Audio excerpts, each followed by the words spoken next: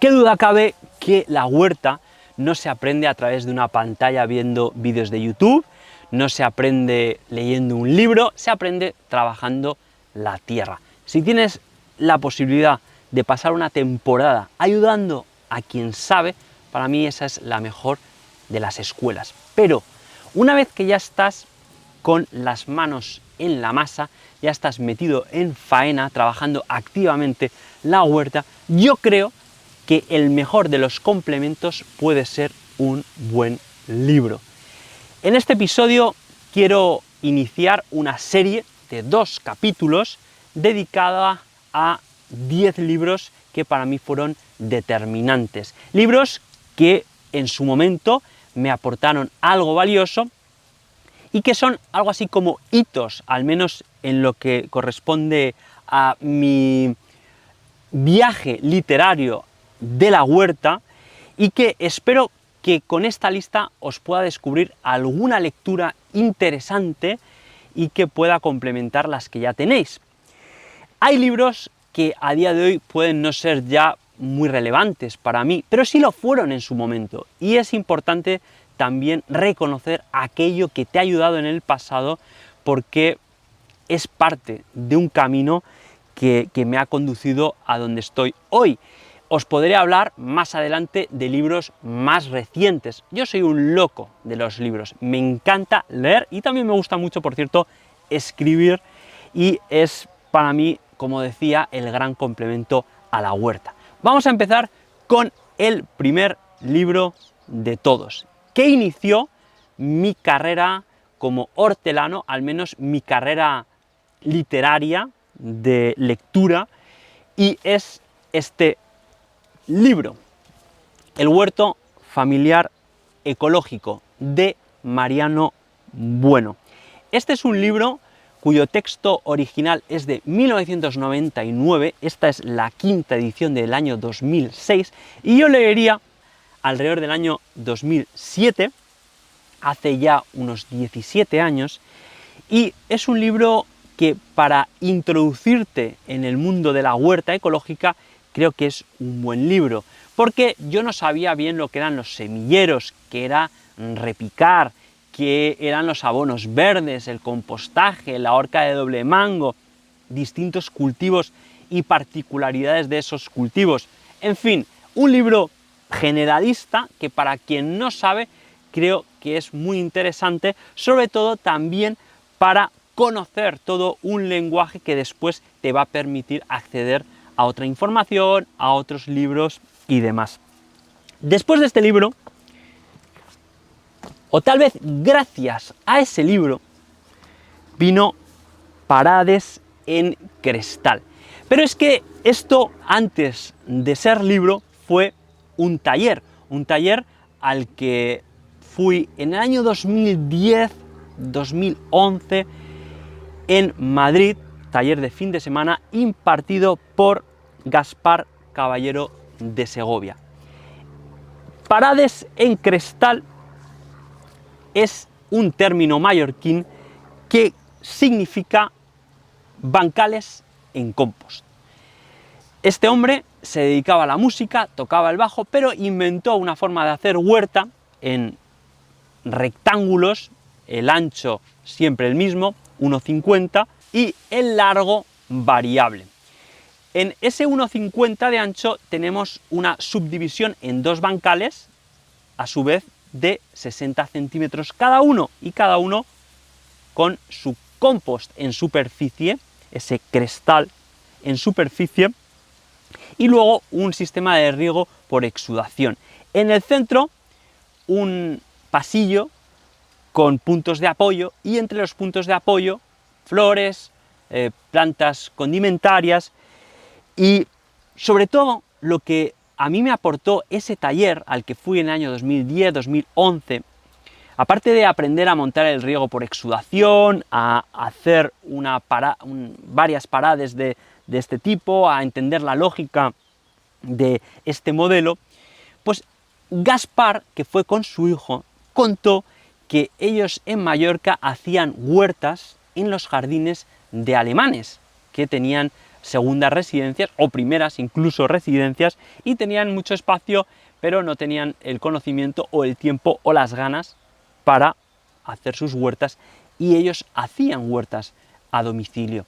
Eso, ¡pum!, fue una idea que en ese momento yo pensé, oye, ¿por qué no hago yo esto en la zona norte de Madrid, donde hay muchos espacios residenciales de fincas particulares que no tienen huerta, que estoy seguro que muchos quisieran tener huerta y pueden permitirse el lujo de pagar a alguien que les haga la huerta y que les haga el mantenimiento?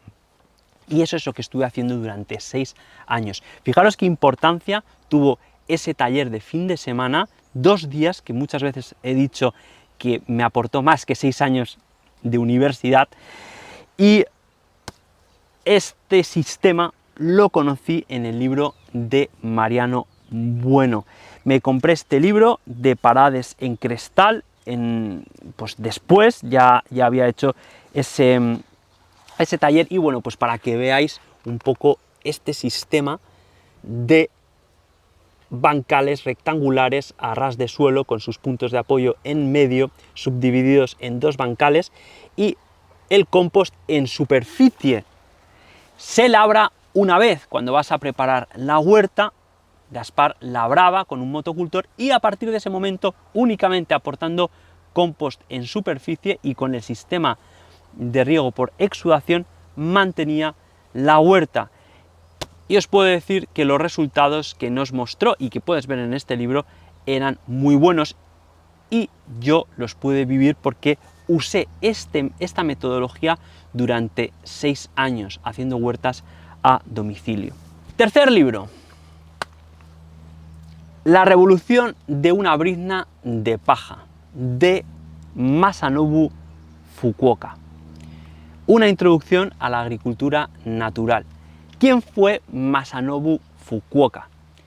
Japonés, que trabajaba como técnico de laboratorio, como fitopatólogo. Él era de formación microbiólogo y se especializó en la rama de fitopatología, y trabajaba haciendo ensayos en el puerto de Yokohama de plantas que entraban y salían de Japón.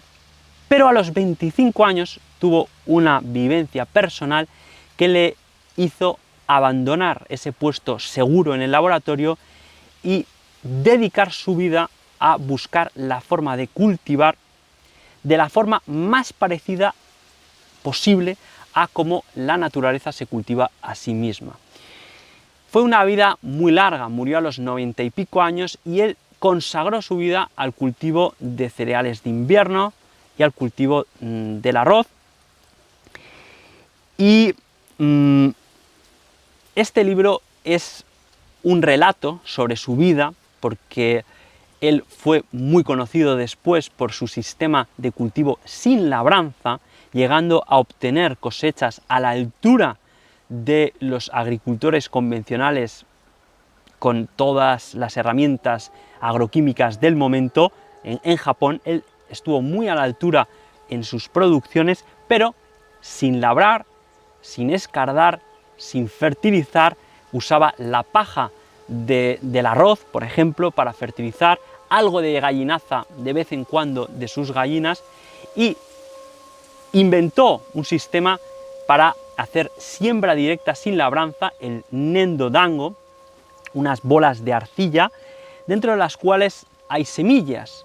Esas semillas están metidas dentro de las bolas de arcilla para protegerlas de los pájaros, de los roedores, y cuando uno tira estas semillas en el campo que quiere cultivar de cereal, por ejemplo, lo que puede evitar es que se la coman los animales, y que cuando las lluvias caigan, la humedad haga brotar esas semillas.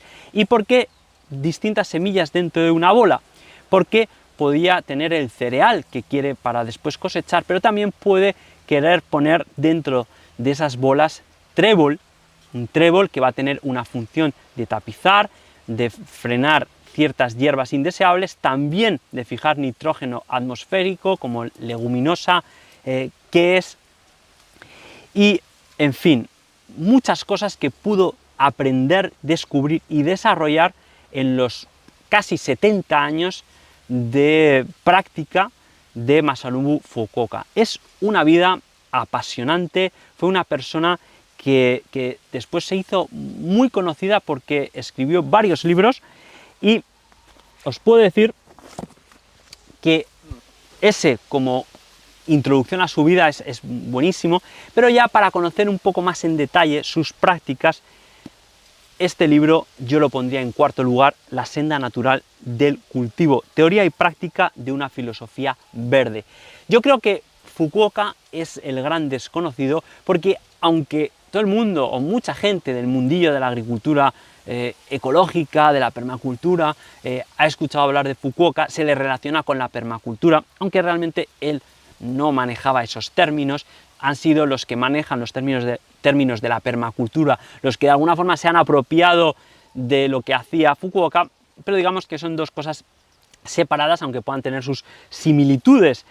El caso es que en este libro uno puede entender hasta qué punto el trabajo de Fukuoka es un trabajo profundo, desde un punto de vista de la práctica y luego desde un punto de vista de su filosofía, que uno puede compartir más o menos. Recuerdo que en un libro de Jean-Martin Fortier, él en sus recomendaciones bibliográficas citaba a Fukuoka y decía que era una persona muy radical, y efectivamente lo es. Era muy radical con el estilo de vida generalizado de la gente, con nuestra relación con la naturaleza y con muchas otras cosas. Pero desde luego uno no tiene, como sucede esto con Fukuoka, como puede suceder con cualquier persona del mundo, uno no tiene que estar de acuerdo al 100% con lo que dice, pero seguro que uno puede extraer de su vida y de sus prácticas algunas lecciones realmente útiles. Y para mí este libro es una joya, sinceramente. Quinto libro de esta primera parte de esta serie dedicada a 10 libros determinantes para mí en mi carrera como hortelano: Primavera silenciosa, de Rachel Carson, publicado en 1962. Este libro fue el que consiguió la prohibición de DDT en los años 70, un insecticida amplísimamente usado para multitud de usos, no solamente agrarios, y que estaba en todas partes. El título no es ocioso, no es porque suene así muy poético, sino que el título nos está dando a entender que hay una situación trágica. Una primavera silenciosa es una primavera sin el canto de los pájaros, una primavera sin el zumbido de los insectos. ¿Qué está pasando? ¿Por qué no hay pájaros? ¿Por qué no hay insectos?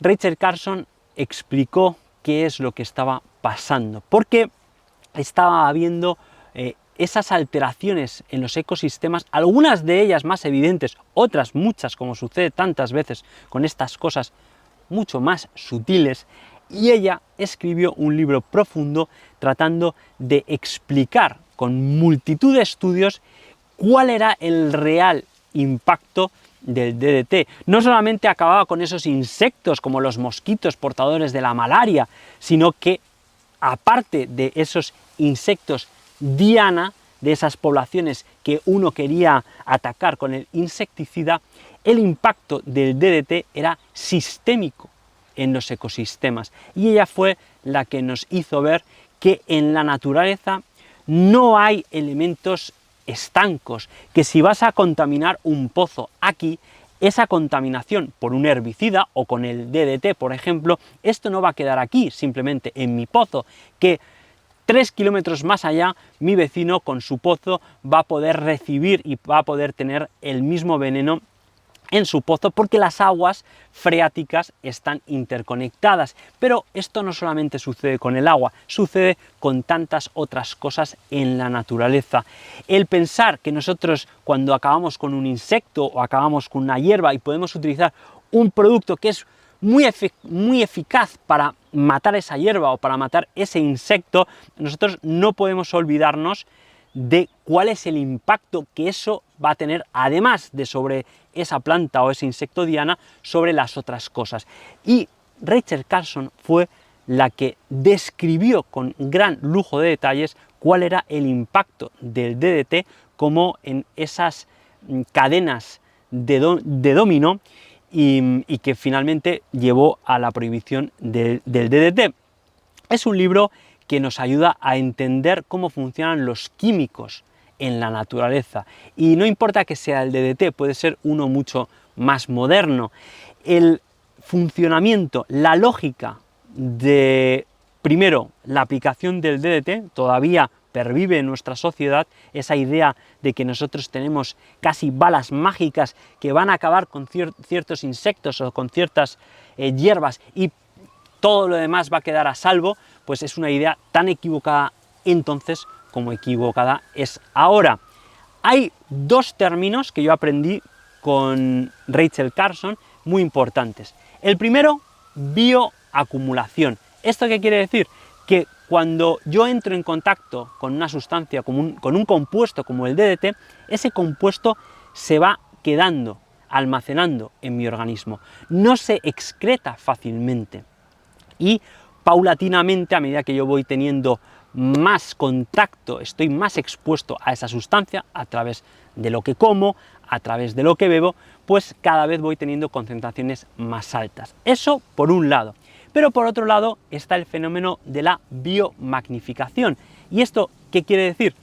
Imaginaros un lago, en los alrededores se ha fumigado con DDT y hay trazas de DDT en el lago. Pueden ser pequeñísimas, pero cuando un pez pequeño incorpora algo de esa sustancia, de ese compuesto en sus tejidos, y después otro pez mayor se come al pez pequeño, el depredador va a incorporar ese veneno en su organismo, pero con la particularidad de que las pequeñas concentraciones que estaban en el pez pequeño, ahora en el pez mayor van a ser concentraciones mucho más altas. Y cuando un pez aún mayor se vaya a comer a este segundo pez, esas concentraciones van a volver a crecer de nuevo dentro del pez mayor, así avanzando por la cadena trófica hasta llegar al pescador. Podría ser el último en la cadena trófica, podríamos ser nosotros, los seres humanos,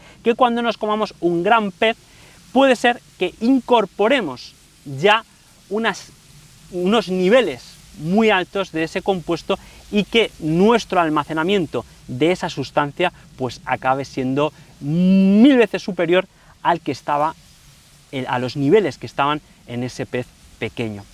Son muchas cosas las que uno aprende con el libro de Rachel Carson, y aunque se escribió en el año 1962, creo que su lectura es muy actual y que yo sin duda recomiendo. Aquí dejamos con Rachel Carson y Primavera Silenciosa esta primera parte de la serie, y en el próximo episodio vamos a ver los otros 5 libros que de alguna forma han marcado mi camino literario al menos y me han influido en la práctica de la huerta. Gracias por estar ahí y hasta la próxima.